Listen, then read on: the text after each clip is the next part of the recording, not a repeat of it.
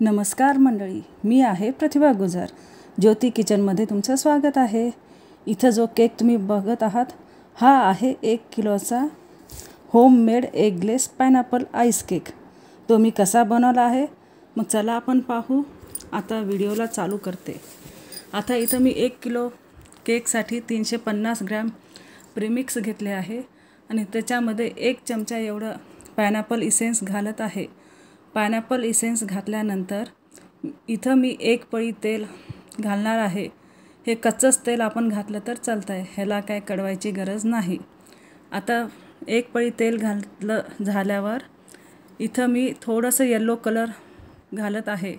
हे येल्लो हे liquid colour आहे. आणि इथं बघा मी एक मोठं ग्लास भरून मी पाणी घेतले आहे. आता हे केकचं बॅटर तयार करायला आपल्याला पाणी किती लागेल याचा अंदाज तुम्हाला पुढं येईलच.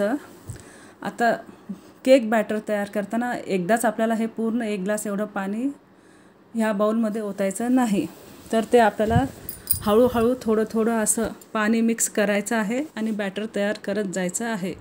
इथं बघा मी पण तेच करत आहे. बाउलमध्ये थोडं थोडं पाणी घालत आहे, मग ते परत फिरवत आहे. मला बॅटर घट्ट वाटत आहे, परत मी पाणी घालत आहे, परत फिरवत आहे.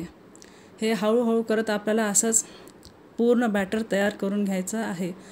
आणि ह्या बॅटरमध्ये आपल्याला कुठेही पुटकुळ्या गाठी वगैरे काही येता कामा नये. तुम्ही बघू शकता इथं बॅटर कसं सॉफ्ट आणि स्मूथ तयार झालेलं आहे. आता मी इथं तुम्हाला दाखवते. हे ना जास्त घट्ट आहे ना जास्त पातळ आहे. पूर्ण असं सिल्की सिल्की बॅटर तयार झालेलं आहे आणि कुठे आपल्याला गाठी पण दिसत नाहीत. मग तुम्ही पण बॅटर तयार करताना अशा पद्धतीनेच तयार करा. एकदम पाणी न घालता थोडं थोडं पाणी घालून आणि सावकाश फिरून हे असं बॅटर तयार करा. आता मी इथं हे स्पॅच्युलानं सगळंच एक ठिकाणी करत आहे. आता हे कट अँड फोल्ड मेथड आहे, जे की हे पूर्ण बॅटर तयार झाल्यावर जेव्हा केक आपण हे केक टीनमध्ये हे ओतत असतो तेव्हा असं करायचं असतं. आता बघा ग्लासामध्ये एवढंच पाणी शिल्लक राहिलेलं आहे. आता हे बॅटर टीनमध्ये घालायच्या अगोदर आपल्याला इथं एक मोठं भांडं ठेवायचं आहे आणि ते प्रीहीटसाठी एकदम बारीक असं ठेवायचं आहे. तुम्ही बघा इथं मी गॅस एकदम बारीकवर ठेवलेला आहे आणि इथं टोपण उघडून पण दाखवते. हे अशा प्रकारचं स्टँडमध्ये ठेवायचं. आता ह्याच्यामध्ये रेती तेन घालून ठेवायची काही गरज नाही, फक्त एवढं स्टँड ठेवलं तर चालतं आहे. आणि गॅसची फ्लेम हे एकदम बारीक असं आपल्याला ठेवायचं आहे. आता बघा हे केकचं बॅटर मी इथं केक टीनमध्ये घालत आहे. ह्या केक टीनला मी पहिल्यांदा बटर पेपर लावलेला आहे आणि त्याला थोडंसं तेल लावून सगळीकडं ऑइलिंग करून घेतलेलं आहे. आता तुम्ही बघा हे संपूर्ण बॅटर मी ह्या केक टीनमध्ये घातलेलं आहे आणि ह्या स्पॅच्युलाच्या साहाय्यानं मी सगळीकडं पसरत आहे. जेव्हा बॅटर केक टीनमध्ये घालतो तेव्हा हे सगळीकडं एक समान येणं खूप जरुरी असतं आहे. त्याच्यामुळे मी हे सगळं बॅटर पूर्ण व्यवस्थित असं केक टीनमध्ये घातले. ते एक लेवलला आल्यानंतर ह्याला असं 3-4 वेळा आपल्याला टॅप टॅप असं करायचं आहे. आता तसं झाल्यानंतर मी हे केक 40 मिनटासाठी ह्या भांड्यामध्ये ठेवून देते आहे. आता बघा तुम्ही व्यवस्थित सावकाश हाताला न पळून घेता हे भांड्यामध्ये ठेवा आणि त्याचं कुठूनही वाफ जाणार नाही अशा पद्धतीनं तुम्ही भांडं बंद करा. आता 40 मिनिट झालेली आहेत आणि इथं मी हे टोपण उघडून बघत आहे. आता केक तर छान स्पॉन्ज झालेला दिसत आहे. मग हे टूथपिकच्या साहाय्यानं मी हे चेक करून बघत आहे. तुम्ही पण असंच बघा. आता इथं बघा टूथपिक क्लिअर निघाली आहे, याचा अर्थ हे पूर्ण शिजलं गेलेलं आहे. आता मी गॅस बंद करते आणि हळूपणे हे कपड्याच्या साहाय्यानं हे केक टीन बाहेर काढून ठेवते. आता इथं मी क्रीम बीट करायला घेतलेली आहे. इथं बघा मी 2 कप एवढं, आता केकचे कप राहतात त्याच्यातलं हे 1 कप एवढं, 1 कप आणि अर्धा कप असं मेजरमेंटचे असतात. आता इथं मी 2 कप एवढं व्हिप क्रीम घेतलेलं आहे आणि ते बीट करून पण घेतलेलं आहे. आता इथं बघा आता केक हे पूर्ण थंड झालेलं आहे. आता आपल्याला ह्या भांड्यातून डिमोल्ड करायचं आहे. त्याच्यासाठी डायरेक्ट डिमोल्ड न करता आपल्याला हे आउटलाईन सगळ्याच साईडनं चाकून असं फिरवायचं. मगच ते हातावर घेऊन काढलं की लगेच केक निघतो. आता बघा हे केक किती सुंदर आणि स्पॉन्जी झालेला आहे. कलर पण किती सुंदर आलेला आहे आणि बटर पेपर तर 1 मिनटातच निघून गेलेला आहे. हे पूर्णतः एकदम छान शिजलेलं केक आणि स्पॉन्ज झालेलं केक आहे. तुम्ही पण अशाच प्रकारचं थोडंसं लालसर होईल इथंपर्यंत हे केक बेक करायचं आहे. एकदम लाईट शेडमध्ये जर काढलं तरी पण केक कच्चं कसं वाटतंय, पण असं थोडंसं लालसर जर केक झालं तर खायला पण एकदम खमंग आणि छान लागतं आहे. आता हे केकला वर डोम शेप आलेला आहे आणि त्याला आपल्याला काढायचं असतं आहे. त्याच्यासाठी मी अलगद सुरुवातीला एक राऊंड मारले आणि ते वरचं काढून टाकली आहे नंतर कट करून. आता ह्या केकचे आपल्याला 3 स्लाईस करायचे आहेत. तर त्याच्यासाठी पण आपल्याला सुरुवातीला पहिला सगळीकडून गोल गोल फिरून लाईन मारून घ्यायची आहे. मग नंतरच चाकूच्या साह्यानं नाहीतर दोऱ्याच्या साह्यानं तुम्हाला कसं जमतं आहे तसं हे केकचे लेअर करायचे आहेत. आता मी एक लेअर केले, हा दुसरा लेअर पण तसंच केले. सुरुवातीला साईडनं सगळं आउटलाईन कट करत गेले, नंतर मग एकदमच सगळीकडून कट करून घेतले. इथं बघा माझे हे व्यवस्थित न तुटता हे 3 स्लाईस तयार झालेले आहेत. आता हे आयसिंग करायला आपण घेऊ. आता पहिल्यांदा मी हे बेस घेतलेला आहे. ह्या केक बेसला केक कुठं निसटून खाली पडू नये आपण ह्याच्यावर केक केल्यावर, म्हणून त्याच्यासाठी आपण सुरुवातीला थोडंसं व्हिप क्रीम बीट केलेलंच ह्या बेसवर लावायचं आहे आणि नंतर त्याच्यावर हे केकचं स्लाईस ठेवायचं आहे. आता बघा हे सोकिंग करण्यासाठी इथं मी शुगर सिरप पण तयार केलेलं आहे. शुगर सिरप म्हणलं तर इथं माझं 1 वाटी पाणी, त्याच्यामध्ये 2 चमचे छोटे चमचे साखर घालून मी हे पूर्ण पाणी उकळून घेते, नंतर थंड करून घेते. त्याला शुगर सिरप म्हणतात. मग त्याच्यामध्ये मी आता हे पायनॅपल क्रश थोडं घातलेलं आहे. पाण्यामध्ये पण हे क्रश घातल्यानं केकला एकदम छान चव येते. आता हे सगळीकडं आपल्याला व्यवस्थित स्पॉन्जला लावून घ्यायचं आहे. तुम्ही बघा सगळीकडं मी राऊंड फिरून पूर्ण स्पॉन्ज ओला होईल इथंपर्यंत हे शुगर सिरप मी लावलेला आहे. आता क्रीम लावतो आपण. आता ह्या स्पॉन्जवर मी क्रीम घालत आहे. आता उन्हाळा असल्यानं मी थोडं क्रीम हे घट्टवरच केलेलं आहे. थोडं पातळ केलं तर हे पूर्ण केक होईपर्यंत पूर्ण क्रीम पगळूनच जाते, मग एकदम पातळ पडते. त्याच्यासाठी मी थोडंसं घट्ट असं क्रीम केलेलं आहे. उन्हाळा तर भयंकर आहे आणि असल्या उन्हाळ्यामध्ये हे आईस केक करणं म्हणलं तर तारेवरची कसरत असते. खूप मेहनत घ्यावी लागते आणि तेच हिवाळ्याच्या दिवसात हे व्हिप क्रीम पगळत पण नाही आणि खूप लवकर सेट पण होतो आणि केक करायला मजा पण येते. उन्हाळ्यामध्ये मात्र भरपूर मेहनत घ्यावं लागतं आहे. आता पहिलं स्लाईसला मी आयसिंग केले, क्रीम लावले. आता त्याच्यावर मी हे क्रश लावत आहे. आता हे क्रश लावताना पण भरपूर असं आपल्याला केकवर घालायचं आहे. क्रश घालताना अजिबात कंजूसी करायचं नाही, कारण पूर्ण केकची चव हे ह्या क्रशमुळंच येणार राहते. त्याच्यामुळं आपण कंजूसी न करता एकदम भरपूर प्रमाणात असं क्रश घालायचं आहे. आता हे क्रश घातल्यानंतर मी केकची दुसरी लेअर पण ह्याच्यावर ठेवत आहे. आता पहिली लेअर कशी केलोत तसंच सेम प्रोसिजर करणार आहोत.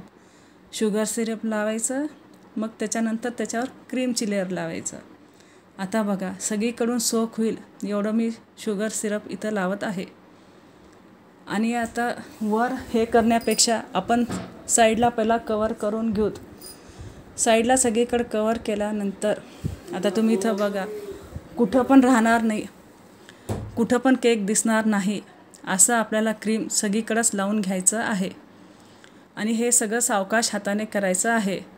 आपलं हात एकदम हलका राहायला पाहिजे. हे केक आयसिंग करताना हात एकदम सेल सोडूनच करायचं आहे, तरच आयसिंग व्यवस्थित होते. नाही म्हणलं तर थोडं पण आपण जोर लावलं तर पूर्ण केकच तुटून बाजूला पडण्याची शक्यता राहते. आता दुसऱ्या लेअरला पण आपण शुगर सिरप लावलो, साईडनं थोडंसं क्रीम लावून सगळीकडून कवर केलो.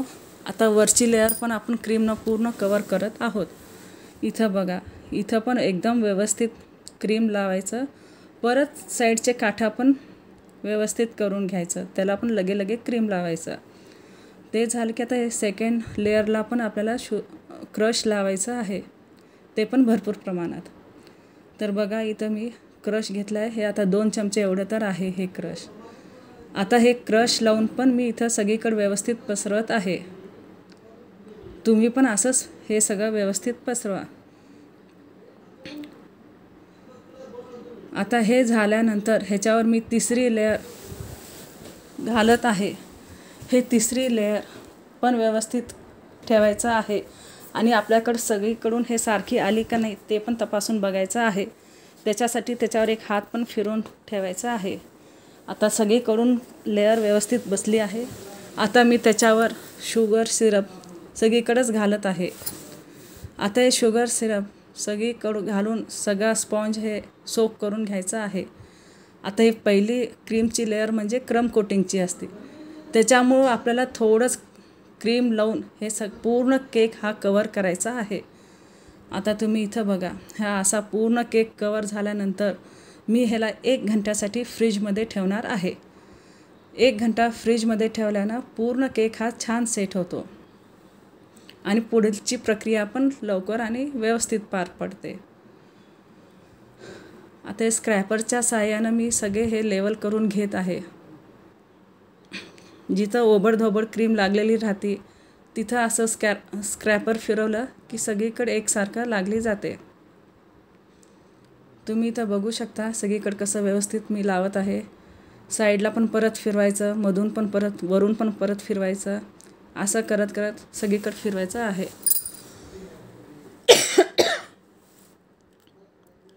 आता मी हे 1 घंट्यासाठी फ्रीजमध्ये ठेवत आहे. त्याच्या अगोदर मी हे साईडचे सगळे काठा स्वच्छ करून घेतलेली आहे. ओल्या कपड्यानं हे सगळं पुसून घ्यायचं आहे आपल्याला. हे केकचं बेस पण स्वच्छ राहणं आवश्यक राहत आहे, नंतर ते दिसायला घाण दिसणार आहे नंतर केक. आता इथं बघा, मी हे पायपिंग बॅगमध्ये क्रीम भरून घेतली आहे आणि ह्या नोझलना सगळीकडे एकसारखी असं क्रीम खालून वरपर्यंत लावत आलेली आहे. आता सॉरी, इथं खालून वर घेताना कॅमेरा बंद होता आणि ते मी लक्ष नाही दिले कामामध्ये, त्याच्यामुळे ते राहून गेलं. पण आता जेव्हा लक्षात आलं तेव्हा मी लगेच कॅमेरा चालू केले. त्याच्यानं तुम्ही हे वरचं बघू शकता की मी हे सगळं पायपिंगच्या सहाय्यानं क्रीम सगळं कवर करून घेतलेली आहे. आता वरचा भाग व्यवस्थित कवर केल्यानंतर साईडला पण असंच आपल्याला स्क्रॅपर फिरवायचं आहे. बघा इथं सावकाश आणि हलक्या हातानं सगळं फिरवायचं आहे. हात जर आपण जोरात फिरवलं तर पूर्ण क्रीमच चिटकून येईल. संपूर्ण आणि सावकाशपणे मी इथं फिरून घेत आहे. पायलट नाईफ आपल्याला सावकाश फिरवायचं आहे. जोपर्यंत फिनिशिंग व्यवस्थित वाटत नाही आपल्याला, तोपर्यंत आपल्याला हे व्यवस्थित फिनिशिंग देत राहायचं आहे. आता या उन्हाळ्याच्या दिवसामध्ये तर व्यवस्थित लवकर होत नाही फिनिशिंग, तरी पण होईल तेवढं आपण छान फिनिशिंग द्यायचा प्रयत्न करायचा आहे. आता मी इथं कोंब घेतलेला आहे. आता ह्या कोंब पण एकदम आदर असं केकच्या एका साईडला ठेवून हे आपल्याला फिरवायचं आहे. एकदम हलक्या हाताने फिरवल्यावर साईडनं हे छान डिझाईन तयार होते. मग आता वर पण मला थोडी डिझाईन पाहिजे होती, त्याच्यासाठी मी वर पण फिरून घेतलेलं आहे. आता केकचं मधला भाग हे करेक्ट वर्तुळ मला पाहिजे होतं. आता ते असं कोणत्या तर कशाच्या तर साहाय्याने, वाटी असेल, प्लेट असेल, अशाच्या साहाय्यानं पहिला सुरुवातीला आखून घ्यायचं आहे. आणि इथं बघा, मी क्रीममध्ये पिंक कलर हे घातलेलं आहे. पिंक कलर हे मी पूर्ण न मिक्स करता थोडं कमी प्रमाणात मिक्स केलेलं आहे. ह्याच्यात कलर आणि क्रीम हे एकजीव झालेले नाहीत. हे शेडिंगसाठी मी असं केलेली आहे. आणि तुम्ही बघा, आता सावकाश हातानं आपल्याला हे रोज काढत जायचे आहेत.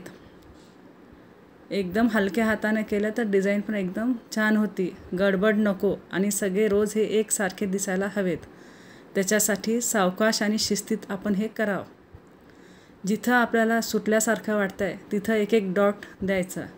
तुम्ही बघा, इथं मी पूर्ण वर्तुळाकार असं डॉट मारून घेतलेलं आहे आणि खालच्या साईडला पण मी बॉटमला पण अशीच डिझाईन करून घेत आहे. तिथं पण फक्त मी एक एक ठिपके असं मारत जात आहे. आणि त्याच्यावर हे आता सिल्वर बॉल्स मी ठेवत आहे. हे पण व्यवस्थित सावकाश गडबड न करता आपल्याला सगळीकडे ठेवायचे आहेत. आणि त्याच्यावर मी आता हे हॅपी ॲनिव्हर्सरीचं नाव लावलेलं आहे. मग कसं वाटलं हे केक तुम्हाला? पूर्ण व्हिडिओ बघितल्याबद्दल धन्यवाद. लाईक, शेअर अँड सबस्क्राईब करायला विसरू नका. आणि हो, पहिल्यांदाच असा केक मी बनवत आहे कॅमेरासमोर, त्यामुळे चुकलं तर माफ करा.